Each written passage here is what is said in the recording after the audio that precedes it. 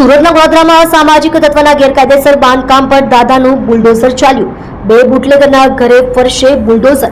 માધાભારે ચંદ્રકાંત રાજારામ અને મંજીત ચૌધરીને ત્યાં બુલડોઝર ફર્યું। ચંદ્રકાંત વિરુદ્ધ પ્રોહિબિશન સહિત હત્યાની કોશિશના 9 ગુના, મંજીત ચૌધરી પર પ્રોહિબિશન સહિત હત્યાની કોશિશના 8 ગુના। ઘર પાસે ઉભી કરાયેલ ગેરકાયદેસર મિલકતો તોડી પાડવામાં આવી। વડોદરા પોલીસે મહાનગરપાલિકાને સાથે રાખી આરોપીઓને કાયદાનો પાઠ ભણાવ્યો। એક જ દિવસમાં 3 જગ્યાએ ડિમોલિશન, પાંડેસરા, વરાછા, ગોડાદરા અને લસકાણાના વિસ્તારમાં ડિમોલિશન। સર, આજે ગોડાદરા ખાતે ડિમોલિશન કરવામાં આવ્યું છે, કઈ જગ્યાએ અને કયા પ્રકારનું ડિમોલિશન થયું છે? ગોડાદરા પોલીસ સ્ટેશન વિસ્તારમાં જે ગોડાદરા ડિંડોલી બ્રિજ છે એની એક્ઝેક્ટ નીચે અને રેલવે ટ્રેકની બાજુમાં ડિમોલિશનની કાર્યવાહી ચાલુ છે। આ જે જગ્યા છે આમાં કાચું બાંધકામ કરી અને કેટલાક ન્યુસન્સ લોકો બેસી રહેતા હતા। અગાઉ પણ પોલીસે અહીંયા અનેક રેડો કરી હતી। ત્યારબાદ અહીંયા રૂટીનમાં કોઈ બેસતું નહોતું, પરંતુ ઘણા સમય બાદ પોલીસને જાણવા મળ્યું હતું કે અમુક ન્યુસન્સ લોકો અહીંયા બેસી રહી અને લોકોને પરેશાન કરે છે, અંધારાનો લાભ લઈ મોબાઈલ છીનવવાની કોશિશ કરે છે।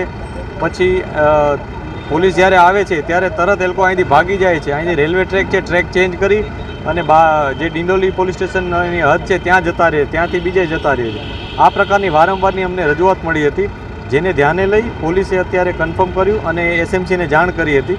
એસએમસી આ બાબત કન્ફર્મ કરી કે આ જગ્યા છે એ સરકારી છે અને એના ઉપર જે બાંધકામ છે એ ગેરકાયદેસર છે, જેને ધ્યાને લઈ અને અત્યારે એસએમસીની ટીમ હાજર છે। એને તોડી પાડવા માટે અત્યારે એ લોકોની કામગીરી ચાલુ છે। આ દરમિયાન પોલીસ એમની મદદમાં અહીંયા ઊભી છે। અમને તમામ પ્રકારની એ લોકોને જે મદદ છે સિક્યુરિટી બાબતની અમે આપી રહ્યા છીએ।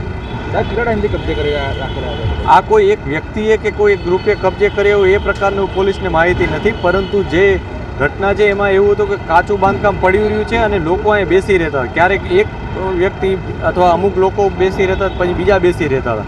એ લોકોનું રૂટીન કામ કે અહીંના આવતા જતા લોકોને પરેશાન કરવાનું, મોબાઈલ છીનવવાની કોશિશ કરવાની અથવા મારામારી કરવાની, અહીંયા આખો માહોલ ખરાબ કરવાનો એ પ્રકારનો એમનો પ્રયાસ હતો।